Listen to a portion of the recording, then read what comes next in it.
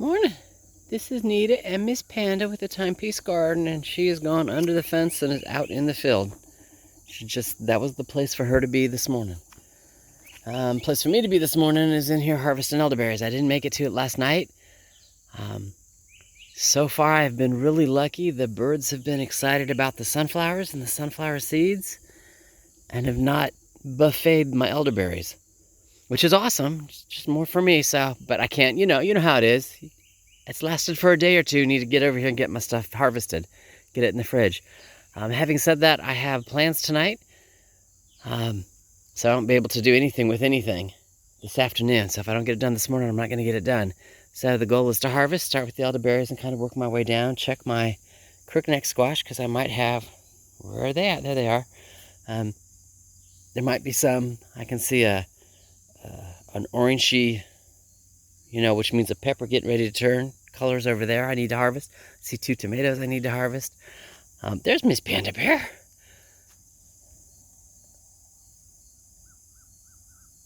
Gotta love her.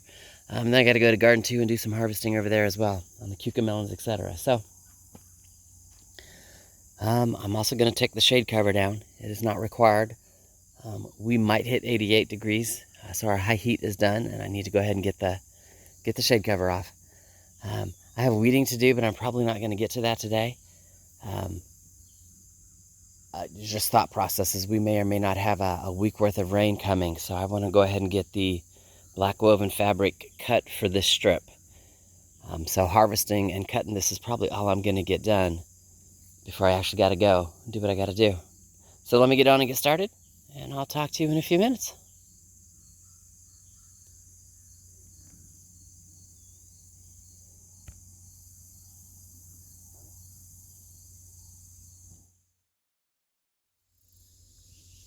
Alrighty, garden 2. So, little things like the asparagus stem. There you go, you can see them right there. Needs to be harvested. I got a couple of them in here. There's another one over there. There's a couple. I know we're into that fall time zone where they slow down, producing, which is fine. They'll spur up a little when we get some rain, and then they'll die. They won't die back, but they just kind of slow down again. But I still look routinely. I can still harvest. Cucamelons or mouse melons, whatever you want to call them. There's one right there with that bug on him. Yeah, plenty for me to harvest over here. And then the watermelon. Step through here and not step on anything. So this is the first one I showed. And he's still doing awesome. Hanging out right there. His curly Q. Right there. There you go. He's still quite alive, so he is not ripe. Let me make my way through the vines here without stepping on anything. I said I thought I'd seen a second one, and I couldn't remember where I'd seen him. And there he is. And I'm going to kind of get him and the vine here off of the, there you go, off of the logs. I got a little spiky thingy in there holding my string together, where I'm gonna, where this row is supposed to end. So I don't want him to get damaged or picked on that or hooked on that. So he's safe now. He's off the ground. That's not in the way. So yeah, 2 watermelons and mushrooms. Aren't those pretty? There's some more over there. There's another one. I don't know. There he is. There's another one back in there. See his little red head sticking out. All right, mushrooms. I don't see any other watermelons, just those 2. Again, lots of flowers. No watermelons. It's all right. I have 2 garlic there that came up, which is just the craziest thing in the world, because they're just now coming up. They should have come up months ago. I think the high heat and drought that we had, I just screwed with them, All right, having said that, let me get on and get to work. Get to harvesting, because again, I got stuff to do this afternoon. I have to go and take a shower, do lunch. and just get busy. So now my strawberries have got some blooms on them. You know, there's a couple little berries there. These are my everbearing. And I just don't know what to do with them. Last year it was a pest problem. This year it was the high heat. They don't do well, you know? Again, I try and look for efficiencies. And in my world, efficiencies mean that I get a really good yield for the amount of time that I put in. With my June bearing, I do. I mean, I've got dried strawberries canned, you know, so I can have fresh strawberries or dehydrated strawberries, you know, in December with ice cream or something like that. And I took a bunch of babies off of there, and that's what I planted over here because they were just doing so much better, and they still are. It makes sense. You look at the leaf growth here on the everbearing, or excuse me, on the June bearing compared to my everbearing, which is all spotty and I don't know. They don't look healthy. Yeah. So again, I have those thought processes that those everbearing might go away. And that way I can have a large crop of June bearing and eat dried strawberries or frozen strawberries year round. That's the thought process that I still go with. But I'm not doing that today. We're coming in to pick mouse melons. Hey, zoom out. There's another one. All right, you've seen me harvest mouse melons before, so I'm gonna call this video quits. Tell you all to have a nice day, and Miss Panda and I will talk to you later.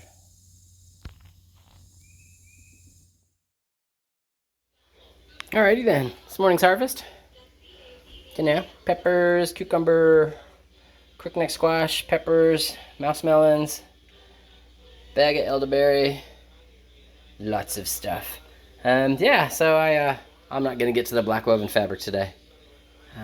Panda and I spent some time playing with her ball. You know, so it's 10:30. Yeah, I'm not gonna get it done. I'm not even gonna start. Oh, sorry. Asparagus and tomatoes. That was that one I broke. And while it is starting to turn color, they're also doing the little raisin thingy, you know, getting wrinkly, so I might not get anything off of it. It's all good though. All right, what's next? I gotta feed my hummingbirds. They miss me. You know, now there's still a little in here. You can see where that drips out. There's still a little left in there, but it's time to refill it, clean it, you know. So, let me get busy, and I'll talk to you later.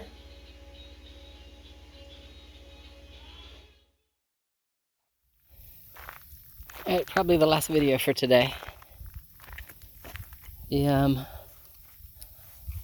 Because of the high heat, I didn't think my rose was going to come back, but not necessarily come back. I figured I was going to get all my rose hips and not get anything else. And it has decided, since it's cooled off, that it wants to go ahead and give me a second bloom. There's one there. There's one down here that's just starting to bud. And then if you look at the top of that stick, I've got a couple of blossoms there and there, which I'm just excited. There's a blossom here. So I am excited. And I'm keeping an eye on my rose hips. Waiting to see if they'll ripen up. Some of the smaller ones did not ripen up, they just died. I think a lot of that had to do again with the amount of heat that we had. So, you know, as always, keep an eye on things. I like the fact that it's going to go ahead and do a second blossom. There's another one. You know, just starting to bud up.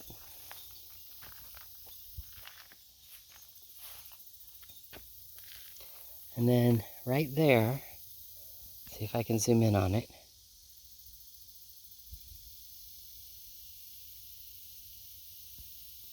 Oh, let me do it this way. Let me find the star.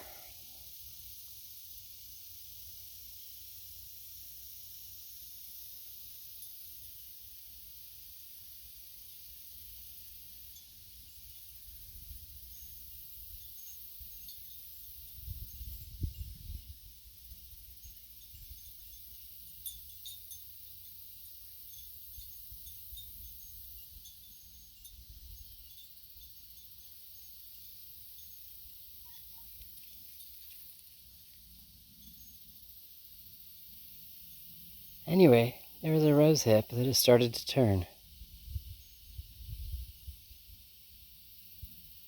There it is. There it is. I knew I'd find it. But you see how it's starting to get that nice yellow color? It'll ripen like a berry. It'll turn a reddish orange. And you can make rose hip tea out of it. So I will keep an eye on him, you know, and the rest of them. And just, you know, play it by ear.